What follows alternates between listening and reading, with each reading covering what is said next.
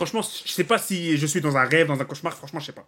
Bah non, c'est la vraie vie, c'est la vraie vie. On a perdu 1-0 contre la Namibie. C'est fou, Yarabi, c'est fou. Le truc, les amis, c'est que tu joues contre une équipe beaucoup plus faible que toi. En termes d'effectifs, en termes de qualité, en termes d'expérience. T'es supérieur à cette équipe de Namibie, t'es supérieur, largement supérieur. T'es censé gagner ce match. Et c'est littéralement le match le plus facile que tu vas voir dans cette CAN. Littéralement. J'ai mis le costard cravate, j'attendais un gros match à Tunisie, j'étais excité, franchement excité pour cette CAN. Vous pouvez demander à mon coloc, franchement j'étais excité pour cette CAN. Je me projetais en demi-finale, en quart de finale. Retourne sur terre. Retourne sur terre d'AU FC. Retourne sur terre. T'as une équipe qui n'arrive même pas à combiner 3 passes consécutives. T'as un entraîneur qui fait du n'importe quoi. Qui regarde le temps filer. T'as des joueurs franchement qui sont pas au rendez-vous. Aujourd'hui, surtout aujourd'hui. Ok, la compo, je veux bien comprendre la compo. Franchement, il y a rien à dire. Il y a rien à dire à la compo. Ok, tu veux un peu de créativité, tu mets Ben Slimane et Dali Ben Ramadan, ok, j'ai bien aimé ton changement à la mi-temps avec Dali Ben Ramadan qui n'était pas dans son match. T'as mis l'Aidouni, un plus de combativité dans ce milieu qui, voilà, ils nous ont mangé sur cette première mi-temps, ils nous ont mangé. T'as trois occasions pour la MB.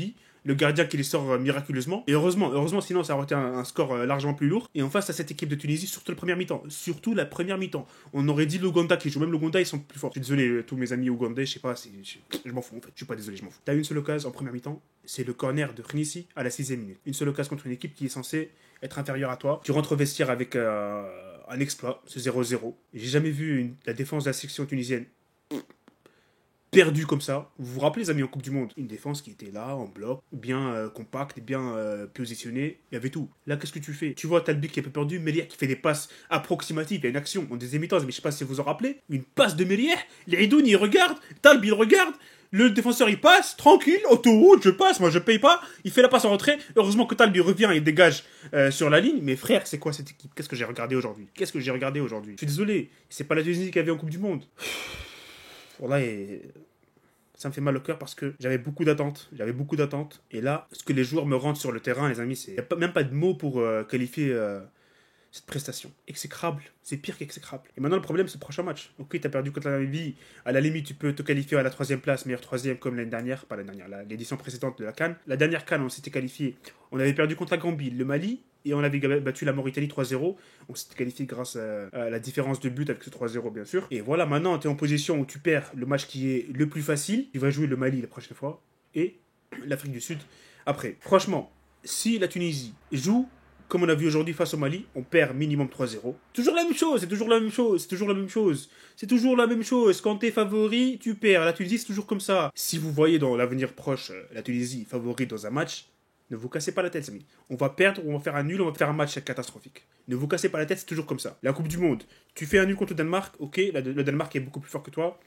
T'es pas favori, tu fais un gros match, un match nul. Ok. Tu joues contre l'Australie, t'es favori contre l'Australie après le match que t'as proposé contre le Danemark.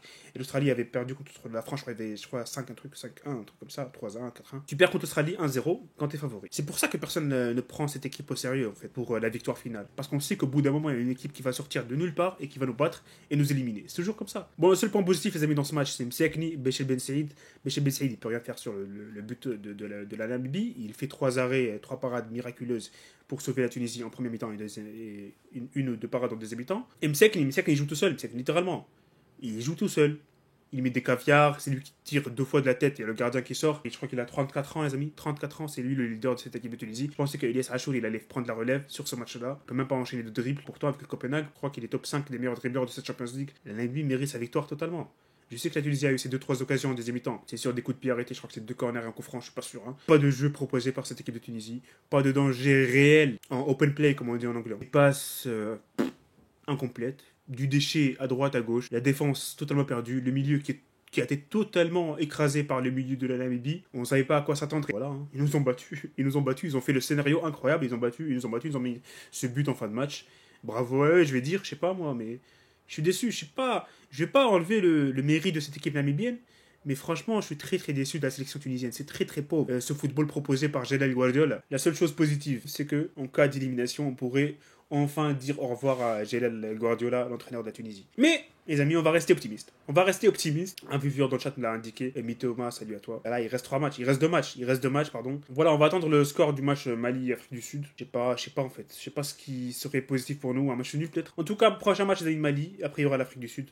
On espère franchement ne pas perdre contre le Mali parce que voilà, on perd contre le Mali, c'est 80% élimination. Et j'attends depuis 3 semaines cette excitation autour de la CAN, cette hype autour de la CAN, et au final, qu'est-ce qu'ils m'offrent ces joueurs? Bon petit cadeau empoisonné, 1-0 face à Namibie. Et à la limite, si tu posais un bon football face à cette équipe et au final tu perdais sur un coup de pied arrêté à la 90e minute, ok. Mais là, 2 occasions au total, des joueurs qui se comprennent pas. On a l'impression que cette équipe n'a jamais joué ensemble. Et pourtant, la colonne vertébrale de cette équipe, ça joue depuis la Coupe du Monde, depuis la Coupe d'Afrique 2019. Anyways, les amis, top, flop, franchement top. Voilà, c'est facile. C'est que les Ben Saïd, flop, toute l'équipe. Voilà. Il faudra espérer, les amis, un gros résultat face au Mali, une victoire. Une victoire contre le Mali, je pense, ça sera suffisant pour la qualification. Faut oublier et passer au prochain match. Par contre, les amis, pour me remonter le moral, vous pouvez faire 3 choses. Likez la vidéo, vous abonner et aller regarder ma vidéo réaction au match. Allez, see you soon, les amis.